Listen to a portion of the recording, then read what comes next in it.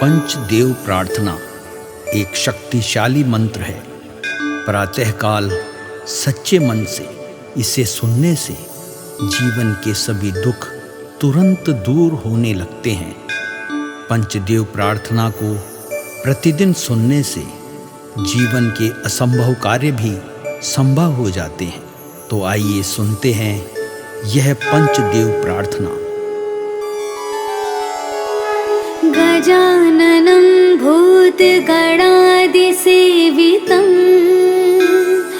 कपित्थजम्बूफलचारुभक्षणम् उमासुतं शोकविनाशकारकम् नमामि विघ्नेश्वरपादपङ्कजम्। कर्पूरगौरं करुणावतारं संसारसारं भुजगेन्द्रहारं सदा वसन्तं हृदयारविन्दे भवं भवानी सहितं नमामि। शान्ताकारं भुजगशयनं पद्मनाभं सुरेशं विश्वाधारं गगनसदृशं मेघवर्णं शुभांगं लक्ष्मीकान्तं कमलनयनं योगिभिर्ध्यानगम्यं वन्दे विष्णु भवभयहरं सर्वलोकैकनाथम्।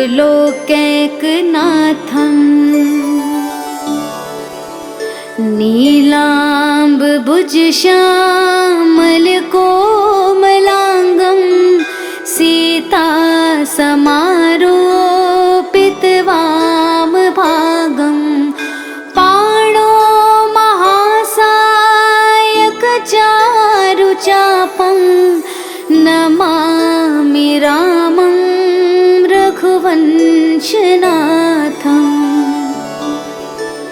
मनोजवं मारुततुल्यवेगं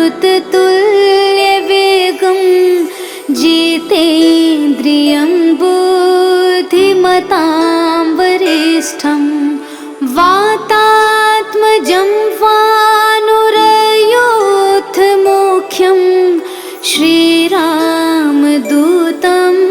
शरणं प्रपद्ये। करारविन्देन पादारविन्दं मुखारविन्दे विनिवेशयन्तं वटस्य पत्रस्य पुटेश्यानं बालं मुकुन्दं मनसा स्मरामि। या देवी सर्वभूतेषु शक्तिरूपेण संस्थिता नमस्तस्यै नमस्तस्यै नमस्तस्यै नमो नमः। नीलाञ्जनासमाभासं रविपुत्रं यमाग्रजं छायामार्तण्डसम्भुतं तं नमामि शनैश्चरम्।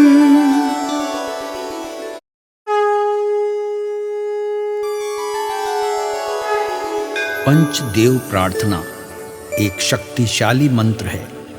प्रातःकाल सच्चे मन से इसे सुनने से जीवन के सभी दुख तुरंत दूर होने लगते हैं।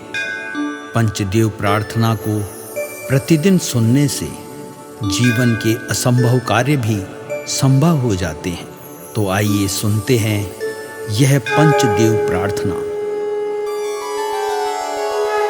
गजाननं भूतगणादिसेवितं कपित्थजम्बूफलचारुभक्षणम् उमासुतं शोकविनाशकारकम् नमामि विघ्नेश्वर पादपङ्कजम्। कर्पूरगौरं करुणावतारं संसारसारं भुजगेन्द्रहारं सदा वसन्तं हृदयारविन्दे भवं भवानी सहितं नमामि। शान्ताकारं भुजगशयनं पद्मनाभं सुरेशं विश्वाधारं गगनसदृशं मेघवर्णं शुभांगं लक्ष्मीकान्तं कमलनयनं योगिभिर्ध्यानगम्यं वन्दे विष्णु भवभयहरं सर्वलोकैकनाथम्।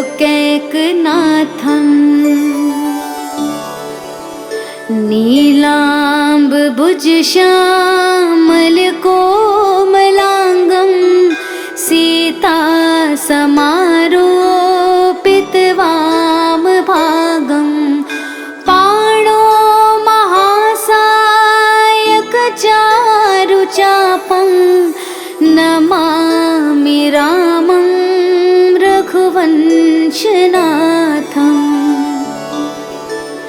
मनोजवं मारुततुल्यवेगं जितेन्द्रियं बुद्धिमतां वरिष्ठं वातात्मजं वानुरयोधमुख्यं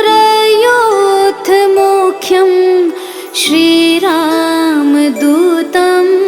शरणं प्रपद्ये। करारविन्देन पादारविन्दं मुखारविन्दे विनिवेशयन्तं वटस्य पत्रस्य पुटेश्यानं बालं मुकुन्दं मनसा स्मरामि। या देवी सर्वभूतेषु शक्तिरूपेण संस्थिता नमस्तस्यै नमस्तस्यै नमस्तस्यै नमो नमः। नीलाञ्जनासमाभासं रविपुत्रं यमाग्रजं छायामार्तण्डसम्भुतं तं नमामि शनैश्चरम्।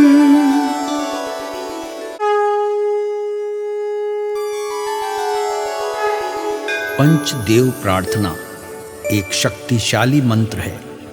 प्रातःकाल सच्चे मन से इसे सुनने से जीवन के सभी दुख तुरंत दूर होने लगते हैं। पंचदेव प्रार्थना को प्रतिदिन सुनने से जीवन के असंभव कार्य भी संभव हो जाते हैं। तो आइए सुनते हैं यह पंचदेव प्रार्थना। गजाननं भूतगणादिसेवितं कपित्थजम्बूफलचारुभक्षणम् उमासुतं शोकविनाशकारकम् नमामि विघ्नेश्वर पादपङ्कजम्। कर्पूरगौरं करुणावतारं संसारसारं भुजगेन्द्रहारं सदा वसन्तं हृदयारविन्दे भवं भवानी सहितं नमामि।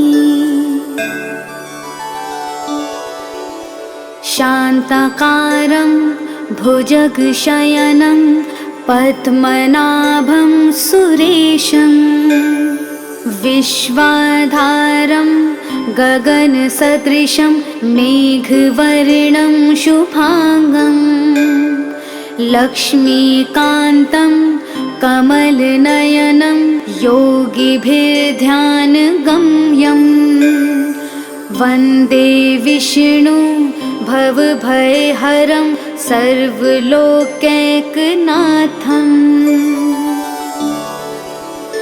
नीलाम्बुजश्यामलकोमलाङ्गं सीतासमारोपितवामभागं पाणो महासायकचारुचापं नमामि रामं रघुवंशनाथम् मनोजवं मारुततुल्यवेगं जितेन्द्रियं बुद्धिमतां वरिष्ठं वातात्मजं वानुरयूथमुख्यं श्रीरामदूतं शरणं प्रपद्ये करारविन्देन पादारविन्दं मुखारविन्दे विनिवेशयन्तं वटस्य पत्रस्य पुटेश्यानं बालं मुकुन्दं मनसा स्मरामि।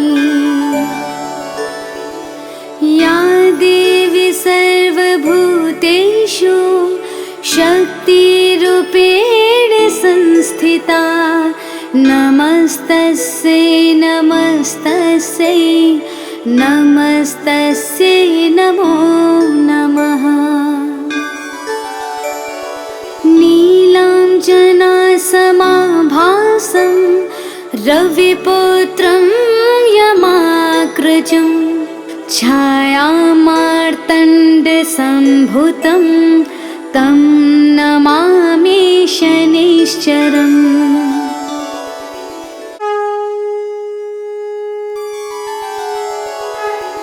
पंचदेव प्रार्थना एक शक्तिशाली मंत्र है। प्रातःकाल सच्चे मन से इसे सुनने से जीवन के सभी दुख तुरंत दूर होने लगते हैं। पंचदेव प्रार्थना को प्रतिदिन सुनने से जीवन के असंभव कार्य भी संभव हो जाते हैं। तो आइए सुनते हैं यह पंचदेव प्रार्थना। गजाननं भूतगणादिसेवितं कपित्थजम्बूफलचारुभक्षणम् उमासुतं शोकविनाशकारकं नमामि विघ्नेश्वर पादपङ्कजम्। कर्पूरगौरं करुणावतारं संसारसारं भुजगेन्द्रहारं सदा वसन्तं हृदयारविन्दे भवं भवानी सहितं नमामि। शान्ताकारं भुजगशयनं पद्मनाभं सुरेशं विश्वाधारं गगनसदृशं मेघवर्णं शुभांगं लक्ष्मीकान्तं कमलनयनं योगिभिर्ध्यानगम्यं वन्दे विष्णु भवभयहरं सर्वलोकैकनाथम्।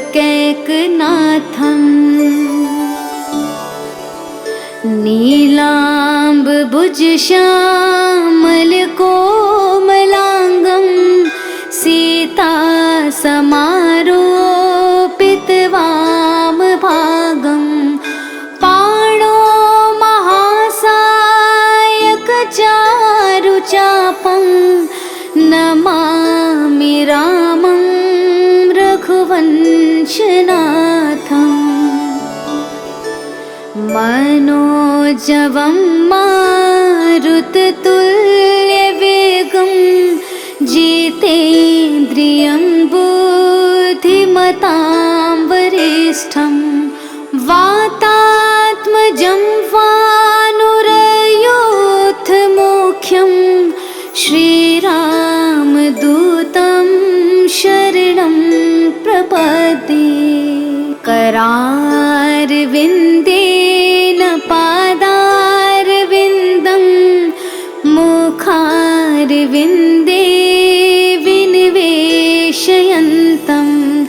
वटस्य पत्रस्य पुटेश्यानं बालं मुकुन्दं मनसा स्मरामि। या देवी सर्वभूतेषु शक्तिरूपेण संस्थिता नमस्तस्यै नमस्तस्यै नमस्तस्यै नमो नमः। नीलाञ्जनासमाभासं रविपुत्रं यमाग्रजं छायामार्तण्डसम्भुतं तं नमामि शनैश्चरम्।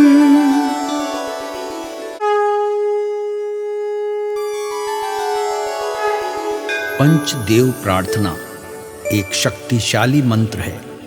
प्रातःकाल सच्चे मन से इसे सुनने से जीवन के सभी दुख तुरंत दूर होने लगते हैं। पंचदेव प्रार्थना को प्रतिदिन सुनने से जीवन के असंभव कार्य भी संभव हो जाते हैं। तो आइए सुनते हैं यह पंचदेव प्रार्थना। गजाननं भूतगणादिसेवितं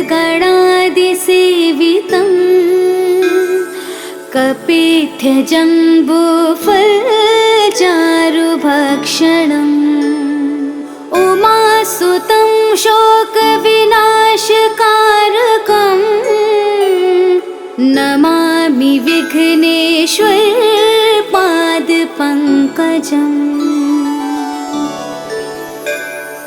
कर्पूरगौरं करुणावतारं संसारसारं भुजगेन्द्रहारं सदा वसन्तं हृदयारविन्दे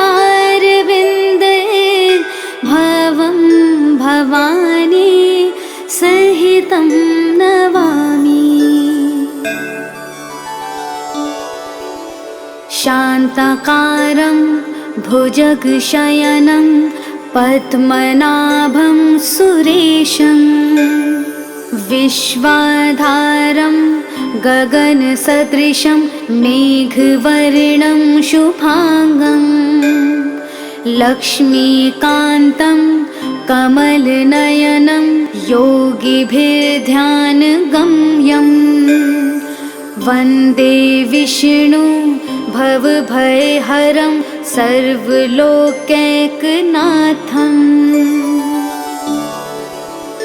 नीलाम्बुजश्यामलकोमलाङ्गं सीता समारोपितवामभागं पाणो महासायकचारुचापं नमामि रामं रघुवंशनाथम्। मनोजवं मारुततुल्यवेगं जितेन्द्रियं बुद्धिमतां वरिष्ठं वातात्मजं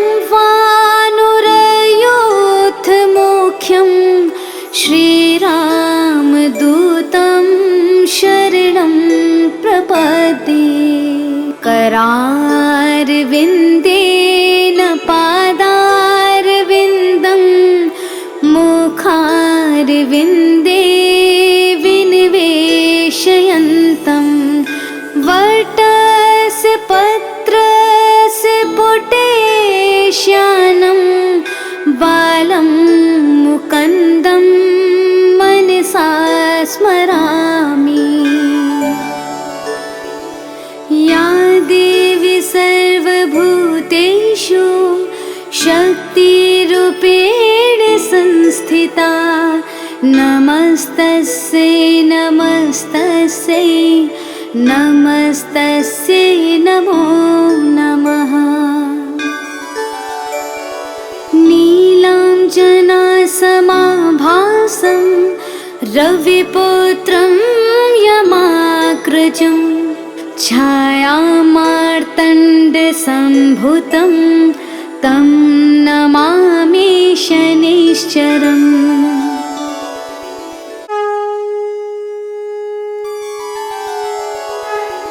पंचदेव प्रार्थना एक शक्तिशाली मंत्र है। प्रातःकाल सच्चे मन से इसे सुनने से जीवन के सभी दुख तुरंत दूर होने लगते हैं।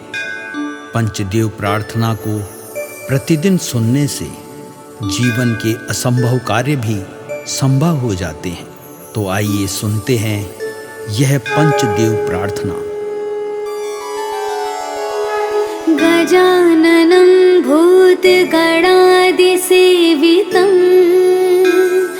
कपित्थजम्बूफलचारुभक्षणम् उमासुतं शोकविनाशकारकं नमामि विघ्नेश्वर पादपङ्कजम्। कर्पूरगौरं करुणावतारं संसारसारं भुजगेन्द्रहारं सदा वसन्तं हृदयारविन्दे भवं भवानी सहितं नमामि। शान्ताकारं भुजगशयनं पद्मनाभं सुरेशं विश्वाधारं गगनसदृशं मेघवर्णं शुभांगं लक्ष्मीकान्तं कमलनयनं योगिभिर्ध्यानगम्यं वन्दे विष्णु भवभयहरं सर्वलोकैकनाथम्।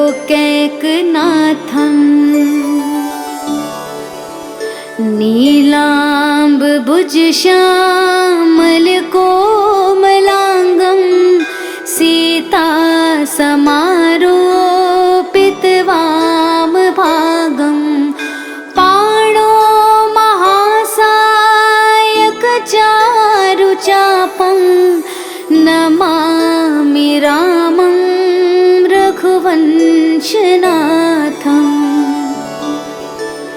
मनोजवं मारुततुल्यवेगं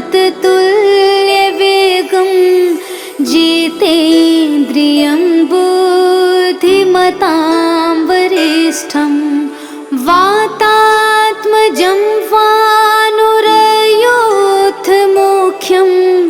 श्रीरामदूतं शरणं प्रपद्ये करारविन्देन पादारविन्दं मुखारविन्दे विनिवेशयन्तं वटस्य पत्रस्य पुटेश्यानं बालं मुकुन्दं मनसा स्मरामि। या देवी सर्वभूतेषु शक्तिरूपेण संस्थिता नमस्तस्यै नमस्तस्यै नमस्तस्यै नमो नमः। नीलाञ्जनासमाभासं रविपुत्रं यमाग्रजं छायामार्तण्डसम्भुतं तं नमामि शनैश्चरम्।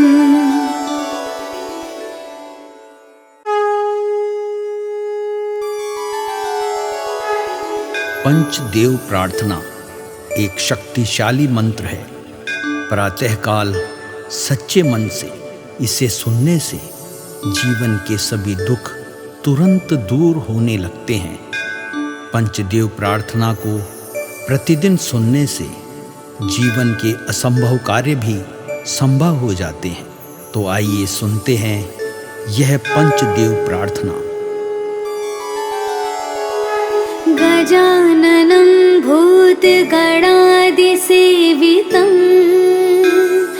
कपित्थजम्बूफलचारुभक्षणम् उमासुतं शोकविनाशकारकं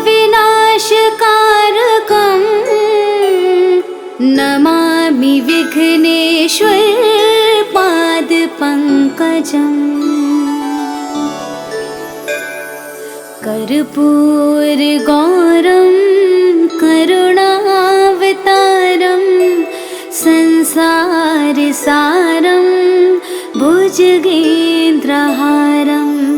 सदा वसन्तं हृदयारविन्दे भवं भवानी सहितं नमामि।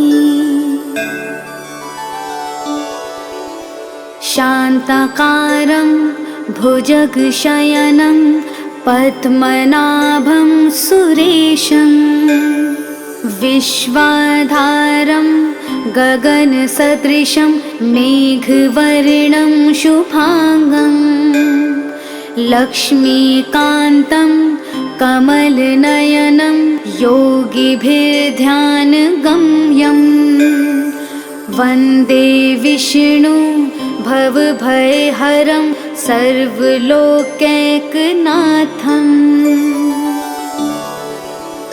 नीलाम्बुजश्यामलकोमलाङ्गं सीतासमारोपितवामभागं पाणो महासायकचारुचापं नमामि रामं रघुवंशनाथम्। मनोजवं मारुततुल्यवेगं जितेन्द्रियं बुद्धिमतां वरिष्ठं वातात्मजं वानुरयोधमुख्यं श्रीरामदूतं शरणं प्रपद्ये। करारविन्देन पादारविन्दं मुखारविन्दे विनिवेशयन्तं वटस्य पत्रस्य पुटेश्यानं बालं मुकुन्दं मनसा स्मरामि। या देवी सर्वभूतेषु शक्तिरूपेण संस्थिता नमस्तस्यै नमस्तस्यै नमस्तस्यै नमो नमः। नीलाञ्जनासमाभासं रविपुत्रं यमाग्रजं छायामार्तण्डसम्भुतं तं नमामि शनैश्चरम्।